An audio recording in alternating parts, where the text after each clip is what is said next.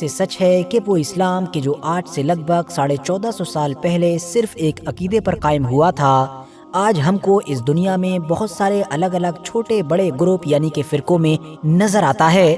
آپ لوگوں کی لمبی ڈیمانڈ کے بعد آخر کار آج ہم نے ایک ایسی ہی ویڈیو بنانے کا فیصلہ کیا ہے کہ جس میں ہم جانیں گے کہ آخر پیغمبر حضرت محمد صلی اللہ تعالی علیہ وسلم کے ظاہری طور پر اس دنیا سے چلے جانے کے بعد وہ اسلام کے جو ایک عقیدے پر قائم ہوا تھا وہ اتنے سارے چھوٹے بڑے فرقوں میں کب، کیسے اور کیوں ڈیوائیڈ ہوا، اور یہ جو آج ہم کو الگ الگ گروپ نظر آتے ہیں یعنی کہ وہابی، دیوبندی، بریلوی، اہل حدیث یا پھر شیعہ گروپ کے اندر بھی دیکھ لیں تو بہت سارے جیسا کہ اسماعیلی شیعہ، زیدیہ شیعہ یا پھر 12 شیعہ وغیرہ، یہ سب کیسے اور کب وجود میں آئے تھے۔ السلام علیکم ناظرین، میں محمد تنویر حاضر ہوا ہوں ایک نئی ویڈیو کے ساتھ۔ شاعر نے کیا خوب کہا ہے کہ حرم پاک بھی ایک، اللہ بھی ایک، قرآن بھی ایک۔ حرم پاک بھی ایک، اللہ بھی ایک، قرآن بھی ایک، کیا بڑی بات تھی ہوتے جو مسلمان بھی ایک۔ ناظرین، جنگ بدر کے موقع پر حضور صلی اللہ علیہ وسلم نے اللہ تعالی سے 3 دعائیں کی۔ پہلی دعا کی کہ اے اللہ میری امت کو پچھلے امتوں کی طرح مکمل ہلاک نہ کر دینا۔ اللہ تعالی نے یہ دعا قبول کی۔ دوسری دعا تھی کہ اے اللہ میری امت پر ظالموں کو مکمل دسترس مت دینا۔ اللہ تعالی نے یہ دعا بھی قبول کی۔ تیسری دعا کی کہ اے اللہ میری امت فرقوں میں نہ بٹے۔ اللہ تعالی نے یہ دعا قبول نہیں کی۔ تو لہٰذا ناظرین، آج امت مسلمہ بہت سے فرقوں میں بٹی ہوئی ہے۔ اس میں بڑے بڑے کئی فرقے ہیں جیسے وہابی، دیوبندی، بریلوی، شیعہ وغیرہ۔ تو ناظرین، انہی فرقوں کو لے کر یہ ویڈیو ہے، مکمل دیکھیں، کیونکہ اس ویڈیو کے اندر ان فرقوں کے بارے میں بتایا گیا ہے کہ یہ کب وجود میں آئے اور کس طرح وجود میں آئے۔ امید کرتا ہوں آپ کو ویڈیو پسند آئے گی۔ اگر ویڈیو پسند آئے تو ویڈیو کو لائک کریں اور کمنٹ کر کے اپنی رائے ہمیں ضرور دیں۔ والسلام۔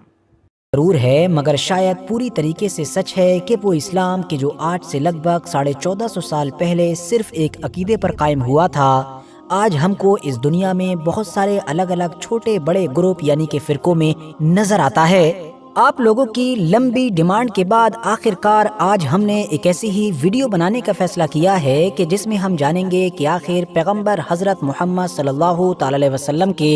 ظاہری طور پر اس دنیا سے چلے جانے کے بعد وہ اسلام کے جو ایک عقیدے پر قائم ہوا تھا وہ اتنے سارے چھوٹے بڑے فرقوں میں کب، کیسے اور کیوں ڈیوائیڈ ہوا، اور یہ جو آج ہم کو الگ الگ گروپ نظر آتے ہیں یعنی کہ وہابی، دیوبندی، بریلوی، اہل حدیث یا پھر شیعہ گروپ کے اندر بھی دیکھ لیں تو بہت سارے جیسا کہ اسماعیلی شیعہ، زیدیہ شیعہ یا پھر 12 شیعہ وغیرہ، یہ سب کیسے اور کب وجود میں آئے تھے۔ ساتھ ہی ہم لوگ یہ بھی جانیں گے کہ آخر شیعہ لوگوں کا وہ کون سا گروپ ہے کہ جو حضرت علی کو خدا مانتا ہے۔ یاد رہے ہماری اس ویڈیو کا مین موٹیو آپ لوگوں کو یہ بتانا نہیں ہے کہ کون صحیح کون غلط، کیونکہ یہ کام تو مسلم اسکالرز یعنی کہ علماء وغیرہ کا ہے، بلکہ ایک ہسٹوریکل چینل ہونے کے ناطے ہم صرف ٹائم لائن پر نظر ڈالیں گے، مطلب ایتہاسک طور پر یہ سارے ہی فرقے، یہ سارے گروپ جو آج ہم کو نظر آتے ہیں یہ کب اور کیسے ایک دوسرے سے الگ ہوتے چلے گئے تھے۔ تو دوستو شروع کرتے ہیں بالکل شروع سے۔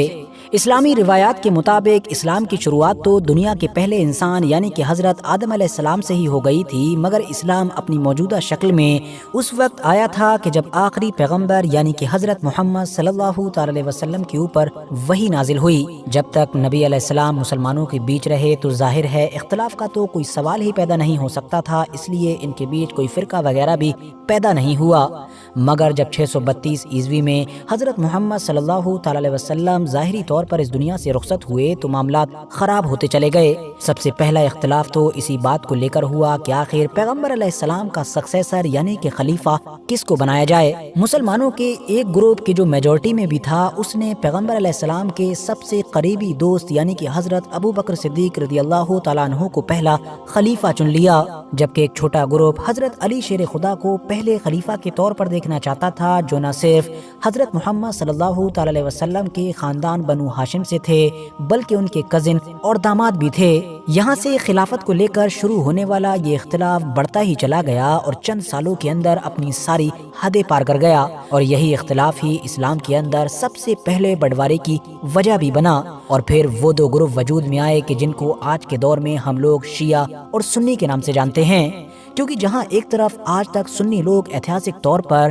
حضرت ابوبکر صدیق رضی اللہ تعالیٰ عنہ کو پہلا خلیفہ مانتے ہیں، تو وہیں دوسری طرف شیعہ لوگوں کے مطابق پہلے خلیفہ حضرت علی شیر خدا تھے۔ دوستو، آپ میں سے شاید بہت کم ہی لوگ جانتے ہوں گے کہ شروعاتی دور میں ہی ان دو گروپ یعنی شیعہ سنی کے علاوہ ایک تیسرا گروپ بھی وجود میں آ چکا تھا جس کا نام تھا خارجی۔ یہ ایک ایسا گروپ تھا کہ جس نے ان دونوں ہی گروپ کے ساتھ علیحدگی اختیار کر لی تھی، بلکہ ان دونوں ہی گروپ کو کافر ڈکلیئر کر دیا تھا۔ چلیے دوستو، اب ذرا سنی گروپ کے اوپر تھوڑا گہرائی کے ساتھ نظر ڈالتے ہیں کہ آخر ان کی اور کتنی الگ الگ برانچز یعنی کہ شاخیں ہیں۔ سب سے پہلے بتا دوں کہ سنیوں کے 4 سب سے بڑے یعنی کہ مشہور امام ہیں، یا آپ ان کو یہ بھی کہہ سکتے ہیں کہ یہ ان کی 4 الگ الگ برانچز ہیں۔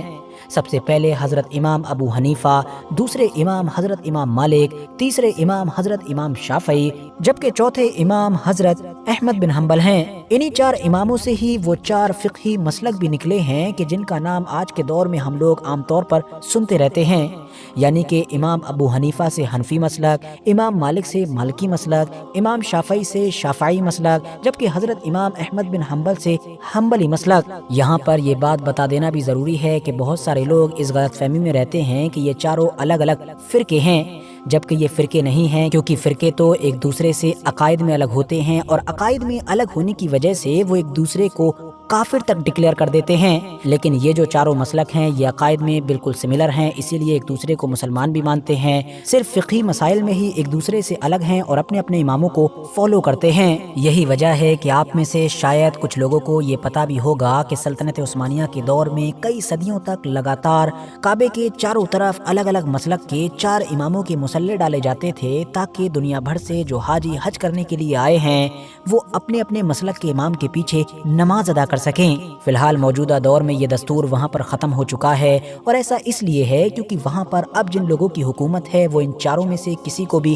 فالو نہیں کرتے ہیں۔ وہ کس کو فالو کرتے ہیں یہ ہم ویڈیو میں آگے جاننے والے ہیں۔ سب سے پہلے بات کریں اگر حضرت امام ابو حنیفہ کے بارے میں، تو یہ 80 ہجری میں کوفہ یعنی آج کے دور کے عراق میں پیدا ہوئے تھے۔ نسلی طور پر یہ ایک ایرانی تھے، جبکہ جوان ہونے پر حجاز مطلب کہ اس خاص علاقے میں آ گئے تھے کہ جہاں پر مکہ مدینہ جیسے عظیم شہر ہوا کرتے تھے۔ مکہ مدینہ جیسے علاقے میں آ کر ہی انہوں نے تعلیم حاصل کی، اور مانا جاتا ہے کہ ان کے 4000 کے قریب اساتذہ یعنی کہ ٹیچرز ہوا کرتے تھے، جن میں سے 7 تو صحابی تھے، 93 کے قریب تابعین تھے، جبکہ باقی بچے ہوئے تبع تابعین تھے۔ اب کیونکہ اس دور میں حضرت امام ابو حنیفہ اہل بیت یعنی کہ نبی علیہ السلام کی جو اولادیں تھیں، جو خاندان تھا، ان کو حد سے زیادہ سپورٹ کیا کرتے تھے، اور اہل بیت سے اس دور کی حکومتوں کو پولیٹیکلی کافی خطرہ رہتا تھا، تو اسی لیے عباسی خلیفہ المنصور نے آپ کو قید میں ڈلوا دیا، اور اسی قید میں ہی آج کے دور کے ماڈرن عراق کے علاقے میں آپ کی وفات ہو گئی تھی۔ آج کے دور میں حنفی مسلک کے زیادہ تر فالوورز انڈیا، پاکستان، ٹرکی اور سینٹرل ایشیا میں پائے جاتے ہیں، حالانکہ اس مسلک کو فالو کرنے والے لوگ کم پرسنٹیج کے ساتھ کچھ الگ الگ عرب دیشوں میں بھی پائے جاتے ہیں۔ اس کے بعد بات کریں سنیوں کے دوسرے امام یعنی حضرت امام مالک کے بارے میں، تو وہ 93 ہجری میں مدینہ شہر میں پیدا ہوئے تھے۔ نسلی طور پر وہ ایک یمنی خاندان سے تعلق رکھتے تھے، اور مانا جاتا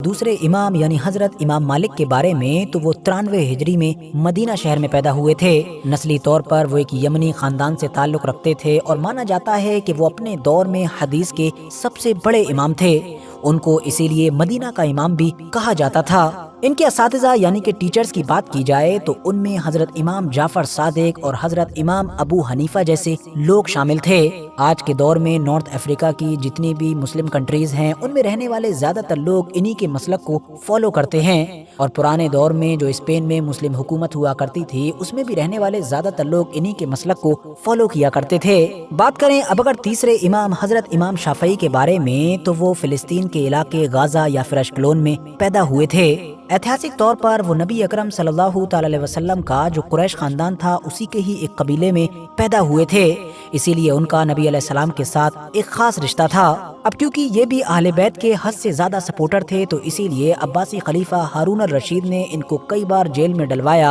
اور ساتھ ہی ساتھ بہت سارے ان کے اوپر ظلم و ستم بھی ڈھائے گئے تھے۔ آج کے دور میں آپ لوگوں کو ان کے مسلک کو فالو کرنے والے زیادہ تر لوگ انڈونیشیا، ایسٹ افریقن کنٹریز، یمن، حجاز یا پھر کرد علاقوں وغیرہ میں مل جائیں گے۔ اب بات کریں سنیوں کے چوتھے بڑے امام کے بارے میں یعنی حضرت امام احمد بن حنبل کے بارے میں، تو وہ بصرہ یعنی کہ آج کے دور کے عراق میں پیدا ہوئے تھے۔ ان کی زندگی کا زیادہ تر حصہ بھی عراق کے مشہور شہر بغداد میں گزرا تھا اور ان کا جو سب سے بڑا کارنامہ مانا جاتا ہے وہ دراصل مسند امام احمد بن حنبل نام کی وہ کتاب ہے کہ جو 40,000 کے قریب حدیثوں کا ایک کلیکشن ہے۔ آج کے دور میں آپ لوگوں کو ان کے سب سے زیادہ فالوورز سعودی عربیہ میں یا پھر UAE وغیرہ میں ملیں گے، جبکہ بہت کم ہی ماترا میں ٹرکی، ایران یا پھر سیریا جیسے دیشوں میں بھی ان کے فالوورز مل جائیں گے۔ ورتھ نوٹسنگ بات یہ ہے کہ سنیوں کے ان 4 مشہور گروپس کے علاوہ ایک اور بھی گروپ ہے، یا میں کہہ سکتا ہوں کہ ایک اور بھی فرقہ ہے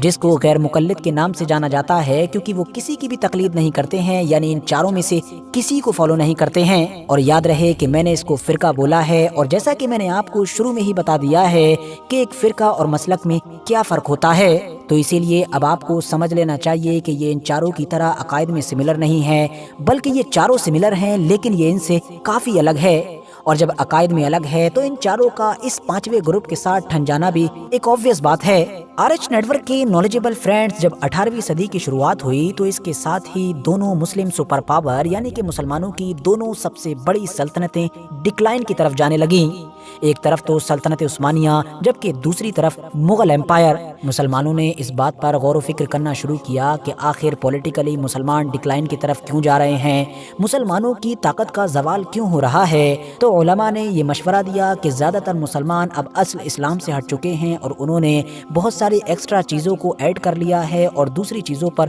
زیادہ فوکس کرنے لگے ہیں۔ بس اسی لیے اس دور میں مسلمانوں کو ایک بار پھر سے اپنے روٹ پر یعنی جڑوں پر واپس لانے کے لیے کچھ تحریکیں شروع کی گئیں، جس میں سے ایک تحریک ہندوستان کے علاقے میں حضرت شاہ ولی اللہ دہلوی نے شروع کی تھی۔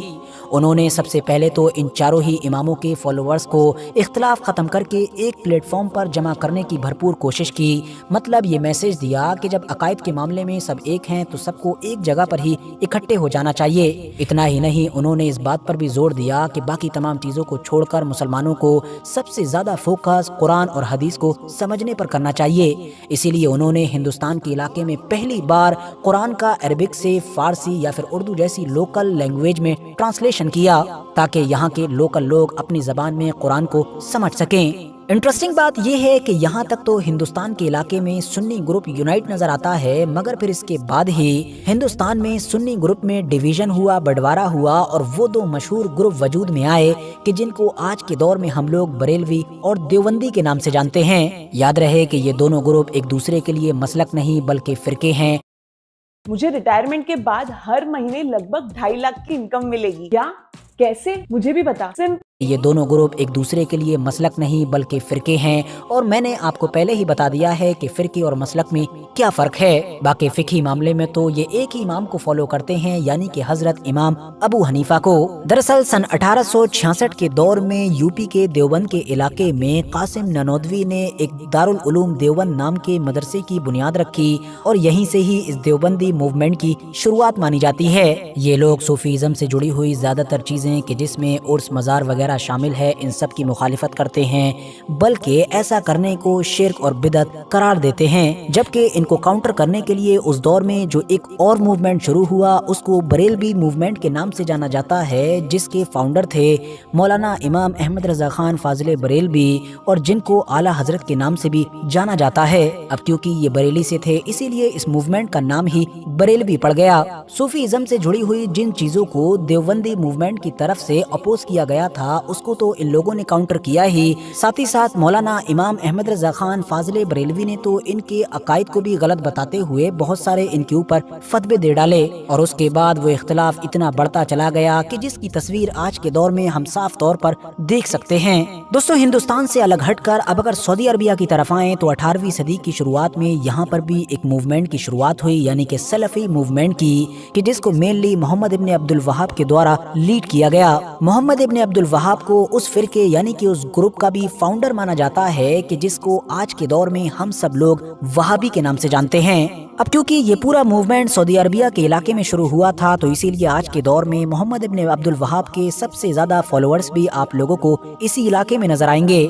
और यहाँ पर ये बात भी बताता चलूँ कि बाकी सारे ग्रुप की तरह ये लोग मुक़ल्लिद यानी कि 4 इमामों में से किसी को फॉलो नहीं करते हैं, बल्कि मैंने जो आपको शुरू में बताया था कि एक 5वां भी ग्रुप है यानी कि गैर मुक़ल्लिद का, ये सारे लोग उस कैटेगरी में आते हैं। मतलब इनके मुताबिक किसी भी इमाम को फॉलो नहीं करना चाहिए, बल्कि जब भी कोई ज़रूरत हो तो खुद डायरेक्ट अपने आप ही कुरान और हदीस से उस मैटर को सॉल्व कर लेना चाहिए, उस मसले को निकाल लेना चाहिए। यही वजह रही कि उस दौर में जब ये मूवमेंट शुरू हुआ था तो ये न सिर्फ एक रिलीजियस मूवमेंट मुक़ल्लिदीन के इन्फ्लुएंस को ख़त्म करके गैर मुक़ल्लिदीन के इन्फ्लुएंस को बढ़ाने की कोशिश की जा रही थी, तो वहीं दूसरी तरफ सल्तनत उस्मानिया को कमज़ोर करके एक ऐसी सल्तनत भी कायम करने की कोशिश की जा रही थी कि जो उस्मानियों से उलट मुक़ल्लिद नहीं बल्कि गैर मुक़ल्लिद हो, जिसमें ये लोग देर से ही सही मगर कामयाब भी हुए। क्योंकि आज के दौर में जो आले सऊद की सऊदी अरबिया के ऊपर हुकूमत कायम है वो दरअसल गैर मुक़ल्लिद है। वर्थ नोटिसिंग बात ये भी है कि ये लोग अपने आप को वहाबी कहलवाना पसंद नहीं करते हैं बल्कि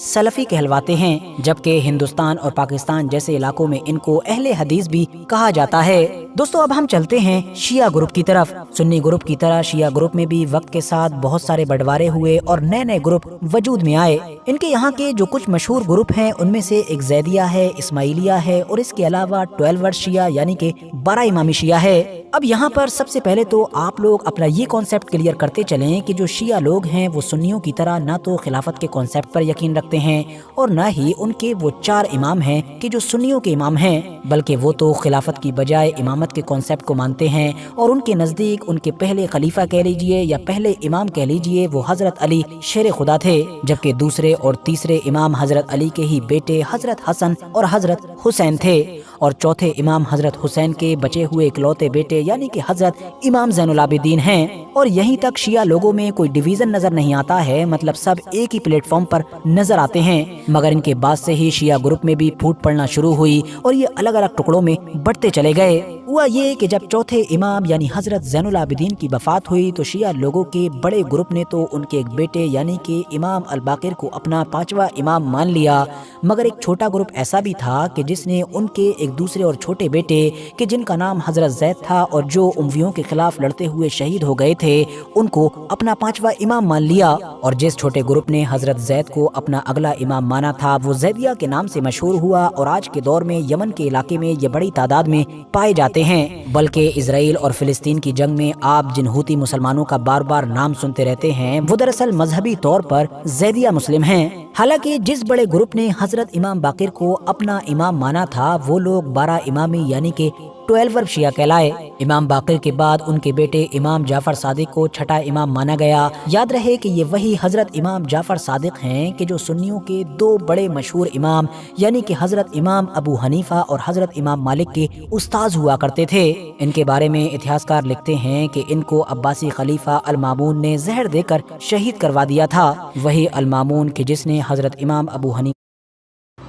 यार सोचो कि आपकी एक दुकान है जिसमें आप माल खरीदते हो और आगे बेचते हो। आपने 50 रुपए का माल खरीदा, आगे वही करवा दिया था, वही अल मामून कि जिसने हज़रत इमाम अबू हनीफा को भी इसीलिए कैद में डलवाया था क्योंकि वो हज़रत इमाम जाफर सादिक या फिर बाकी अहले बैत को खूब सपोर्ट किया करते थे। मुद्दे पर आए तो हुआ ये कि छठे इमाम हज़रत जाफर सादिक के इंतकाल के साथ ही शिया लोगों के ग्रुप में दूसरा बंटवारा हुआ। हज़रत इमाम जाफर सादिक ने अपनी ज़िंदगी में ही अपना जानशीन यानी कि सक्सेसर अपने बेटे इस्माइल को चुन लिया था, मगर हज़रत इस्माइल की वफ़ात अपने वालिद यानी हज़रत इमाम जाफर सादिक से भी पहले हो गई थी। तो इसीलिए जब इमाम जाफर सादिक का इंतकाल हुआ तो ज़्यादातर लोगों ने उनके दूसरे बेटे मूसा काजिम को अपना अगला इमाम चुन लिया, मगर कुछ लोग ऐसे थे कि जिन्होंने हज़रत इमाम जाफर सादिक की बात पर अमल करने के लिए इंतकाल हो जाने के बावजूद भी हज़रत इस्माइल को ही अपना अगला इमाम माना। और इस तरह से शिया लोगों का वो ग्रुप वजूद में आया कि जिसको आज के दौर में हम लोग इस्माइली शिया के नाम से जानते हैं। इसी इस्माइली शिया ग्रुप ने आगे चलकर बहुत ज्यादा शोहरत हासिल की, बल्कि ये कह सकते हैं कि ताकत हासिल की, क्योंकि इसी ग्रुप ने आगे जाकर उस फातमी सल्तनत की बुनियाद रखी थी कि जिसने एक लंबे वक्त तक मुस्लिम दुनिया के बड़े इलाके पर राज किया था। اور اس دور میں اس سلطنت کی گدی پر بیٹھنے والے لوگ نہ صرف فاطمی سلطنت کے حکمران ہوتے تھے بلکہ اس اسماعیلیہ نام کے فرقے کے امام بھی ہوتے تھے۔ فاطمی سلطنت کے دور میں یہ اسماعیلیہ فرقہ خود بھی کئی الگ الگ گروپ میں ڈیوائیڈ ہوا، جیسا کہ نظاری، مستعلی، حافظی، طیبیز اور اس کے علاوہ بہرا وغیرہ۔ ہاں دوستو، یہ وہی بہرا گروپ ہے کہ جس کے ماننے والے لوگ ہمارے انڈیا میں بھی کافی بڑی تعداد میں پائے جاتے ہیں اور جن کو ہم لوگ عام طور پر بہرا مسلم کے نام سے جانتے ہیں۔ ان کے بارے میں بڑی ہی گہرائی کے ساتھ میں آلریڈی ایک ویڈیو بنا چکا ہوں، جس کو آپ لوگ ڈسکرپشن میں دیے گئے لنک کی مدد سے دیکھ سکتے ہیں۔ اس دور میں اسماعیلی شیعوں کا ایک گروپ ایسا بھی تھا کہ جس نے فاطمی سلطنت کے جو خلیفہ تھے ان کو ہی ماننے سے انکار کر دیا تھا، اور وہ لوگ اتہاس میں کرامتینز کے نام سے مشہور ہوئے، اور یہ وہی لوگ تھے کہ جنہوں نے کسی دور میں مکہ جیسے پوتر شہر کا نہ صرف لمبے وقت تک گھراؤ کیا بلکہ زمزم کے کنویں کی بھی توہین کرتے ہوئے مسلمانوں کی لاشوں سے اس کو بھر دیا تھا۔ اور تو اور بہت سارے اتہاسکاروں نے تو یہ بھی لکھا ہے کہ انہوں نے حجر اسود کو بھی چوری کیا تھا اور اس کی توہین کی تھی۔ دلچسپ بات یہ ہے کہ اسماعیلی شیعوں کے اس گروپ سے ایک اور بھی گروپ نکلا تھا کہ جس کو آج کے دور میں دروز کے نام سے جانا جاتا ہے۔ مڈل ایسٹ میں یہ آج کافی بڑی تعداد میں پائے جاتے ہیں، مگر شیعہ لوگوں کا کوئی بھی گروپ ان کو مسلمان مانتا ہی نہیں ہے، کیونکہ وقت کے ساتھ ان کے طور طریقوں میں اور عقائد میں اتنا زیادہ بدلاؤ آیا کہ اب یہ اسلام کی بجائے عیسائیت سے زیادہ انسپائر لگتے ہیں۔ اسی لیے شیعہ لوگوں کے لگ بھگ سارے ہی گروپ ان کو ایک فرقہ ماننے کی بجائے الگ ریلیجن ہی مانتے ہیں۔ اب دوستو، اگر ہم تھوڑا اوپر واپس آئیں تو جیسا کہ میں نے آپ کو پہلے ہی بتایا کہ حضرت امام جعفر صادق کے بعد ان کے انتقال کیے ہوئے بیٹے کو اپنا امام ماننے والے لوگ تو اسماعیلیہ کہلوائے، جبکہ وہ زیادہ تر لوگ کہ جنہوں نے ان کے دوسرے بیٹے حضرت موسیٰ کاظم کو اپنا اگلا امام مانا تھا، وہ دراصل 12 امام شیعہ یعنی کہ 12 شیعہ ہی کہلائے، جو وہ پہلے سے کہلائے جاتے تھے۔ یہ وہ لوگ ہیں کہ جو 12 اماموں کی کانسیپٹ پر یقین رکھتے ہیں، جن میں سے ان کے پہلے امام جیسا کہ میں نے آپ کو پہلے ہی بتایا کہ حضرت علی شیر خدا ہیں، جبکہ جو آخری امام ہیں وہ حضرت محمد المہدی ہیں۔ ان کے مطابق ان کے یہ جو آخری امام ہیں یہ امام غائب ہیں، یعنی کہ روپوش ہیں، ٹیمپریری،